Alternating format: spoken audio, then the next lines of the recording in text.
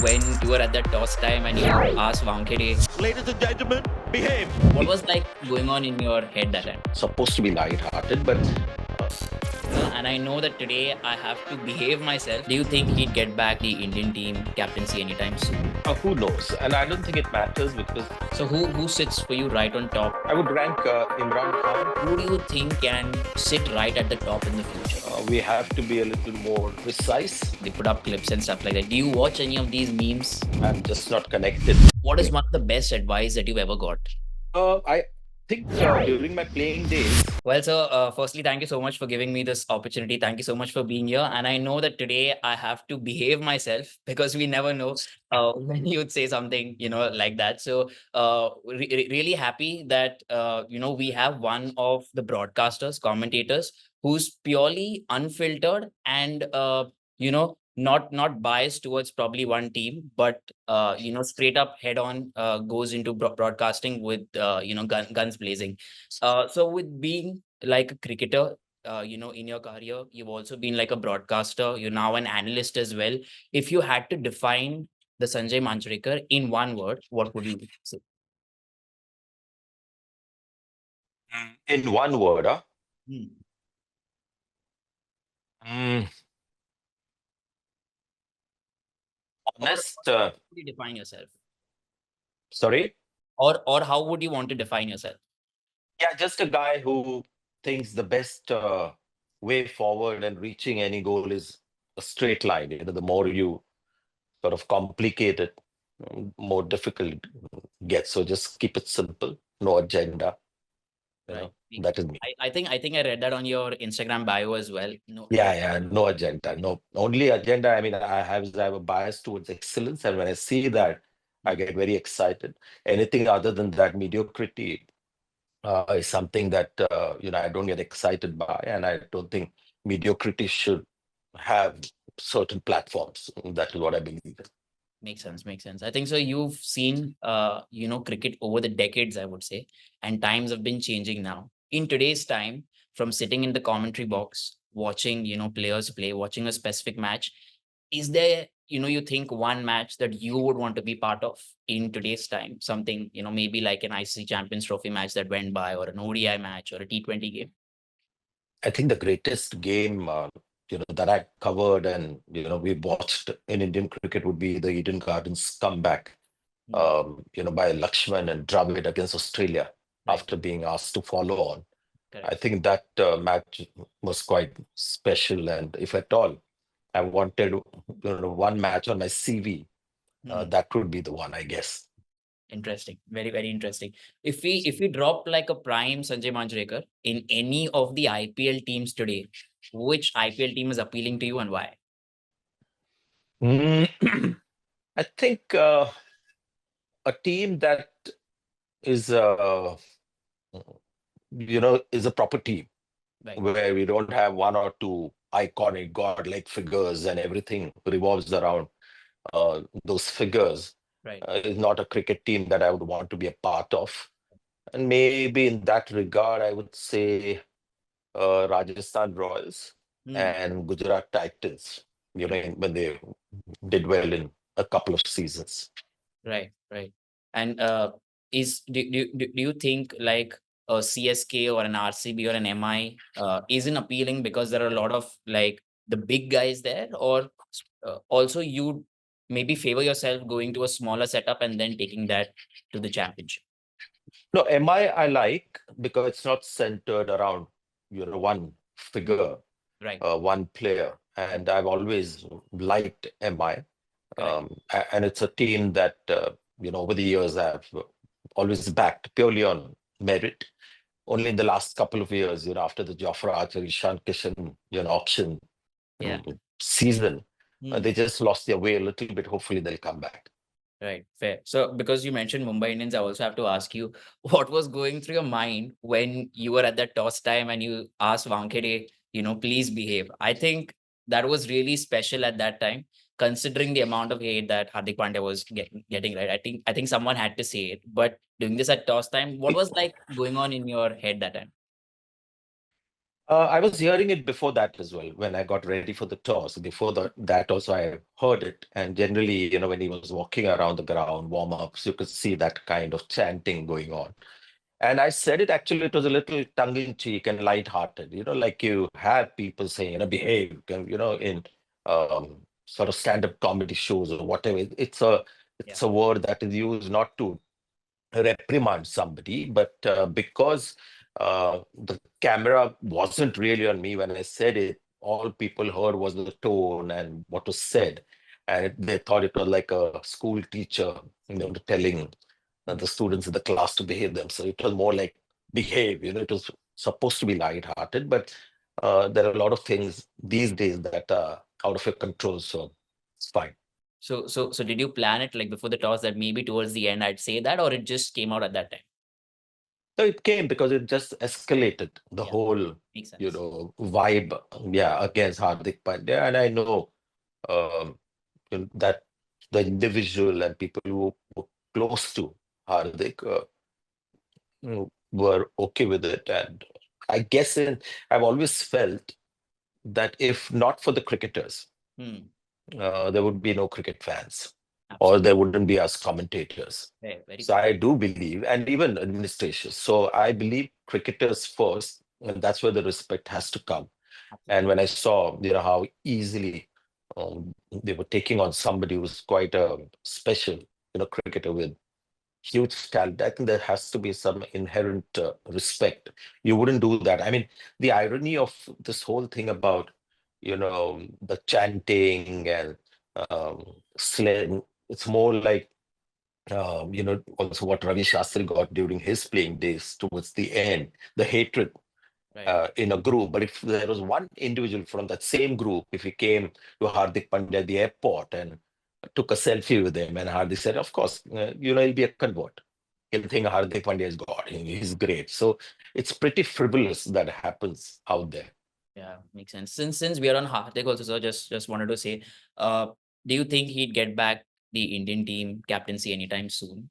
Do you, because we saw him in that role, we all thought that maybe, he would be the future, the go-to.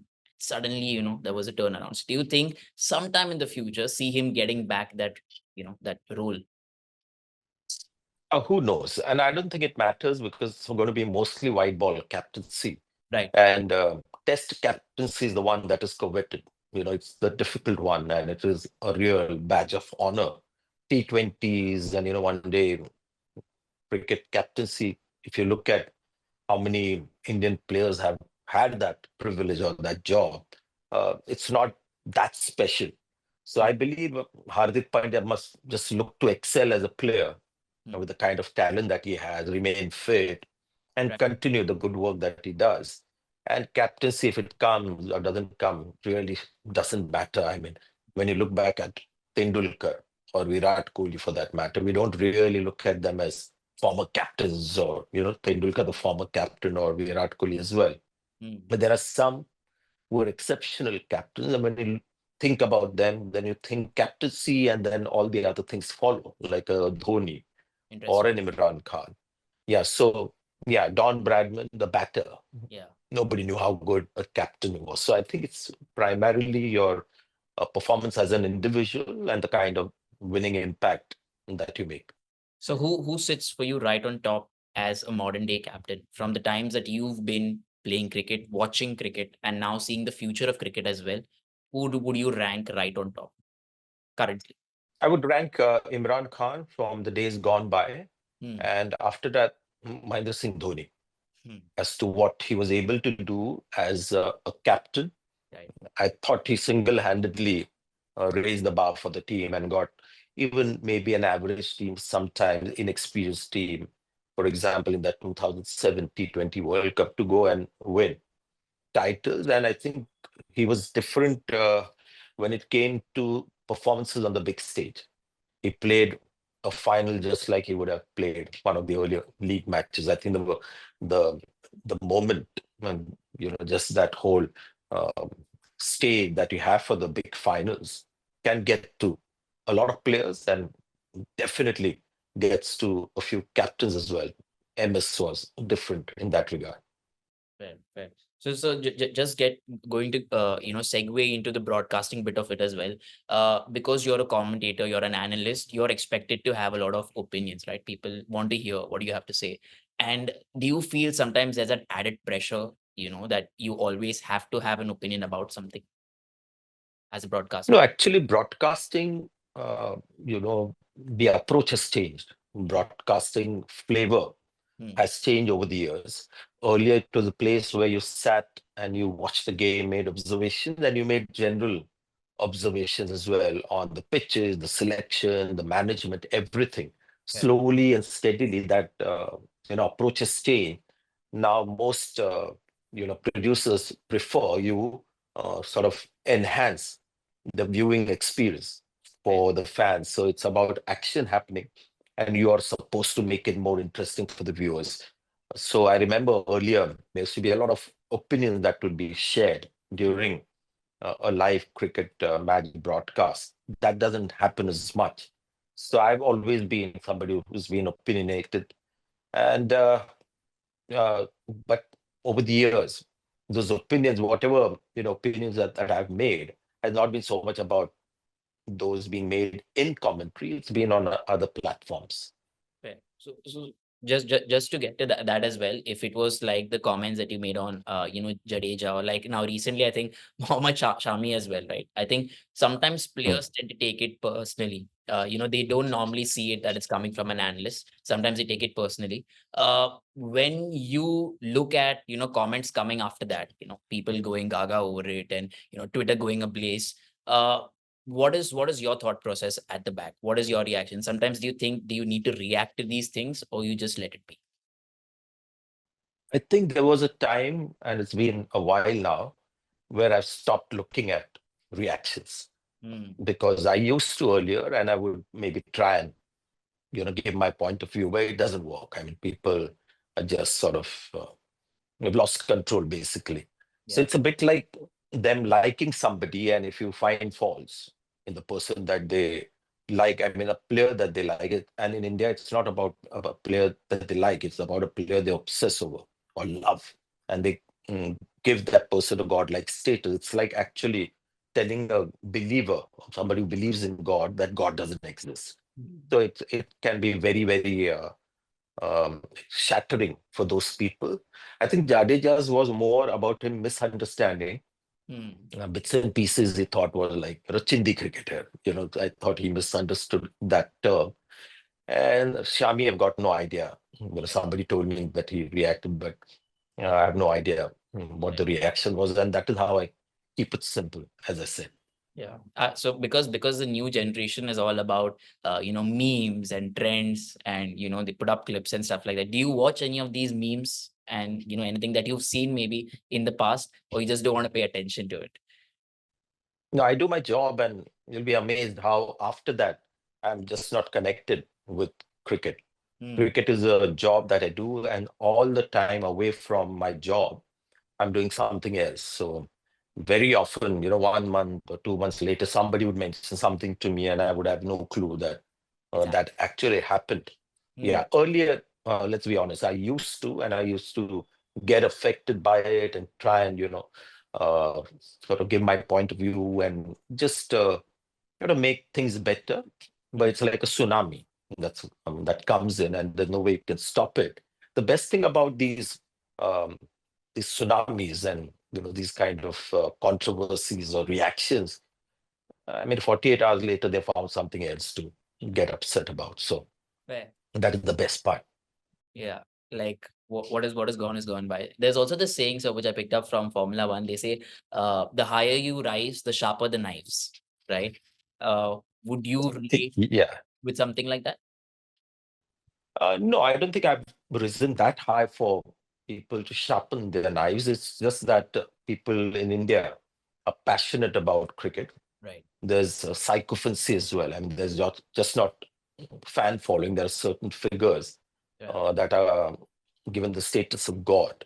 Right. And I'll make a cricketing observation, Hmm. whether it's Mahendra Singh Dhoni or Virat Kohli. If there's something that I see there, then Hmm. an observation will be made. Maybe not during cricket live broadcast because that is not appreciated, but I have my own platforms. Yeah. And Yeah, I'm judgmental, Yeah. and that is my job, which has, so that's why this second profession that I have, Yeah. it suits me because I have an opinion. Yeah. And obviously, they're public performers, and I'm talking about their public performances. And a lot of public performers are very touchy, which I don't understand, because if you're very sensitive about people finding faults or having some kind of criticism about your performance, I think they should perform privately. So nobody can Yeah. say anything bad about it. So it's nothing personal. And the very next day, I'm happy to engage with that person, but I'm just doing my job. Right. And people who think I'm a little critical and by nature judgmental, they should see how much I criticize myself, because whatever I do, I don't like it. Fair, fair. So what happens? What do you do when you have to deal something like this on broadcast? Say if it's like a co-commentator, co-analyst, that you're having like I would say if you're not on the same page with regards to your opinions, there could be Mm. like various opinions. I think something happened during the BGT as well. So how do you get back to working with the same individuals? Is it easy? Is it difficult? Off broadcast, you guys speak to each other and just settle things off. See, during live broadcast commentary and live shows, very rarely have I, um, you know, got riled up Right. by anyone, or there's been some kind of a debate. There were a couple of instances, one mm, during, as you mentioned, the Border Gavaskar Trophy, and there was another one with Harsha earlier. Those were the only two times where I let I just got things off my chest and just spoke my mind. And I've always believed that uh, sport, we are all passionate about it.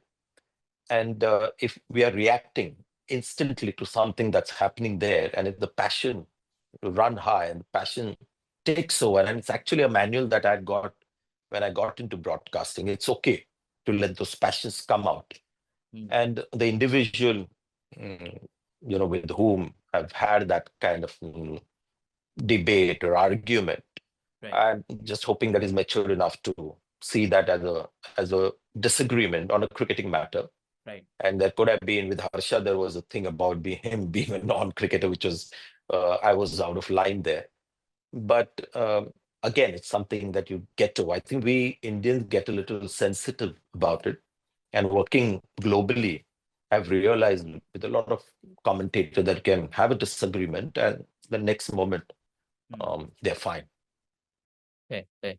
So if you talk about the coaching, sorry, the cricketing setup, my question to you was, will we ever see you probably get into the coaching setup? Do you think somewhere down the line you would also want to get involved with young Indian cricketers who want to be aspiring cricketers someday, or maybe into a IPL coaching scene? Anything of that sort on your mind anytime?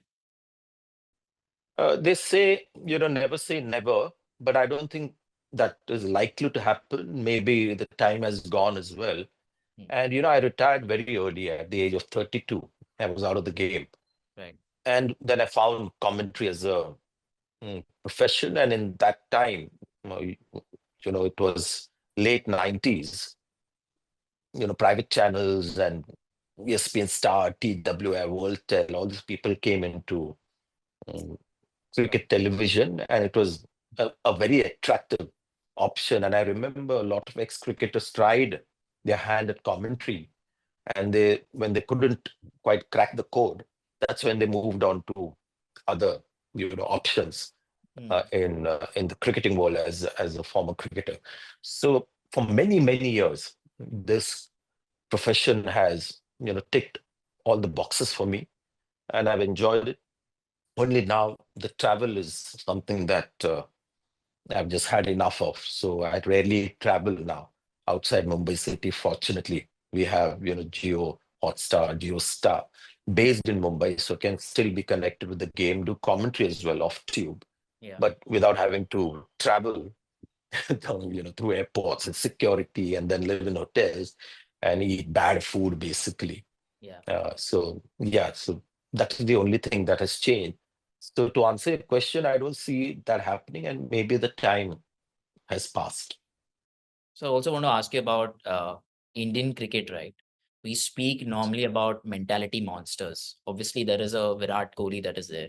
MS Dhoni is more on a softer side. Rohit Sharma would also be on a softer side. But across world cricket, I think Australians were the one who initially used to set the benchmark, and we would follow them. Times are changing now. People are saying, this is the golden era of Indian cricket for the next 3-4 years. We may be in trend. But circling back to my question there, when you talk about mentality monster as a team, as a player in world cricket, who do you see there right now? You'll have to actually explain this term to me, mentality monster. What do you More of more mean of exactly by? more of going through the challenges and still rising above, coming back again and again and again. Like it doesn't matter what's in front of you, but if there's food on your table, you will still go in and get the job done. Like something of that sort. Yeah, Virat Kohli, I think for me is right at the top. Hmm. Indian cricket have had greats, mentally strong people who are not demonstrated. I mean, it was not obvious to see. Yeah. They all had their, aggression from within. Sunil Gavaskar, Tendulkar, Kapil Dev. It was not that visible. Yeah. Virat Kohli was one of the first guys that I saw, and that was during the 2014 trip to Australia after England, where he had a difficult time as a batter. He went to Australia and got 400s. And I remember him taking on Hmm. the Australian players head on and gave it back to them verbally. And he walked the talk as well.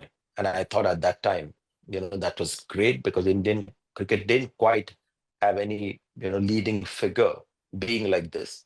Pakistan in the past used to have a Javed Miadad, Hmm. who did that, to take on Dennis Lilly and the things that he did, and plus a great batter. So that was nice to see. I mean, it's really not about, how you get runs. Yeah. It's about how many runs you get. That's the real value. But he did both, Virat Kohli, and I remember feeling very, very proud at the time. Do you think there's anyone who would match him from another team, from another country right now, who's on par, As in match him in. who's on par with him in the same mentality, like who has the same? See, that mentality is being, it's not being allowed to sort of blossom, or, it's not allowed. Eh, all the players that are coming through tend to be extremely sort of well behaved, because that is how the Mhm. cricketing culture has become. Right. Any gesture or anything that you say around the stump mic Mhm. and creates a controversy, and you get penalized for it. Yeah. So it's more about players just getting a little more clinical, just doing their job, trying to win. And there's a lot of there's better camaraderie between players from different countries, and that has a lot to do with the IPL as well. So earlier there was a real bitterness with certain oppositions, and now India Pakistan, I mean, we build up the rivalry outside it. But I don't think there's any connection between the players, Yeah. India players or Pakistani players. And earlier there would be a certain amount of not hatred, but you disliked opposition, and that came through on occasions. Yeah. So you've also seen some of the fine upcoming talents now, apart from the Virat Kohlis, Rohit Sharma. We're seeing new talents in the IPL. Uh, who do you think can I won't say become the next Virat Kohli, but sit right at the top in the future? Anyone do you think in these upcoming players from different teams, maybe like a Jaiswal or someone like someone from the Kolkata Knight Riders, these 18-year-olds, 15-year-olds, do you think Hmm. anyone is there who can go big? See, now when we talk about a player for the future, we have to be a little more precise, because we've got three formats. Hmm. And that is where, the problem also lies, where somebody does well in one format, he becomes a great of the game, which is not really the case, because there are three different formats and some are very good in one format and not so good at the other. So I think Jaiswal, Hmm. clearly somebody potentially, possibly become an exceptional player in Test cricket, and I don't see why he shouldn't be able to do the same in 50 overs in T20 cricket. I think Shubman Gill in 50 overs cricket has a lot to offer. Test cricket, I think he has the drive. He wants to excel at it, Right. but he'll be tested in foreign conditions, and I'm hoping that he gets over that, and then, India has another player who will be, somebody who will make a name in Test cricket, 50 overs, and T20 as well. So these are the two guys that I see currently. And apart from that, there'll be a few seam bowlers around. And let's be assured of one thing, and I see that in the Women's Premier League as well. There are a lot of 20-year-olds that come Right. and play for these franchises, and the kind of talent that they have is just incredible. So when the cricket is so popular in one country, it's by far the number one sport in India, which is not the same in other countries like South Africa or England or New Zealand. There'll Right. be always desperation for youth to get into that sport. Plus, there's the pot of gold at the end, that journey.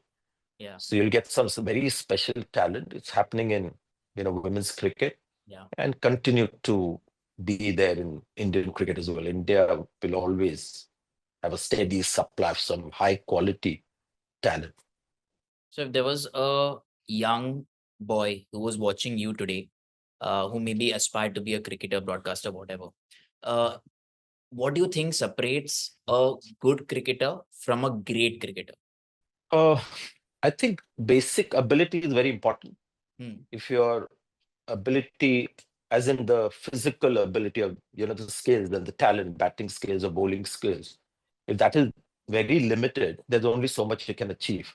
Hmm. But if you're gifted with that basic ability, ball sense, and like a Bumrah, the kind of talent that he has, raw talent, then after that, it's just about how smart you are and how um, your self-confidence is. I think that is the most important thing. How you feel on a world stage when you feel inherently superior to the rest, then you'll end up becoming a great player. And the thing that separates a great player from an exceptional or a fine player is that great players' self-confidence doesn't get shaken easily. Hmm. Like a Virat Kohli 2013 when he had that run against Jimmy Anderson, went to Australia in the next test series and got 400. So his confidence doesn't get shaken easily, but now it's currently it is shaken in test cricket for sure. Yeah. But that was Virat Kohli then. And that is what separates a great from the other. They just recover from failures much better. And that is why also they don't have a long stretch of failures. Yeah. There are also a lot of aspirational bowlers in India, right? Coming to the point that when it comes to Australia, we have the big three. You have Pat Cummins, Mitchell Stark, Josh Hazelwood. They've been one of the go-to bowlers, and sometimes they dominate the game just by bowling.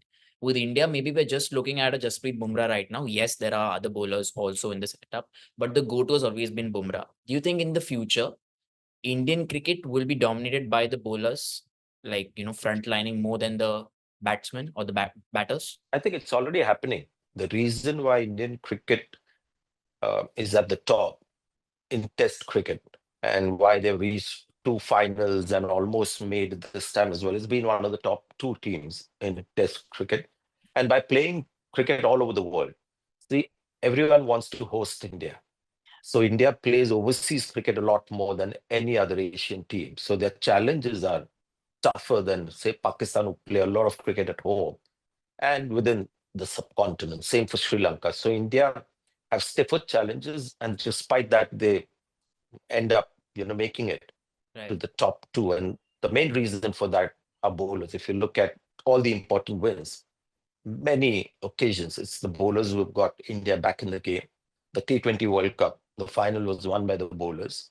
And there are numerous such incidents led by Bumrah, Hmm. where India have been brought back by the bowlers. So bowling has been India's strength, although suddenly the seam bowling department is not looking as rich as it was, say, 3, 4 years back Right. with Mohammed Shami being there, Mohammed Siraj, Umesh Yadav, Shardul Thakur as a bowling all rounder. But I'm sure with Harshit Rana and some of the other players around, and fast bowling has become the thing in India. Yeah. Indian cricketers are big on fitness, and this is a natural fallout. When you're gifted with a good physique to begin with, and then you work hard on your body, then fast bowling becomes the natural sort of progression or the natural goal for a lot of young cricketers. Yeah. So just get towards the last few questions that I have. Uh, What is Yeah. one of the best advice that you've ever got? Maybe in cricketing career, broadcasting career, but one of the best advice that you've ever been given. I think during my playing days, I should have taken more advice. I was mostly in my bubble.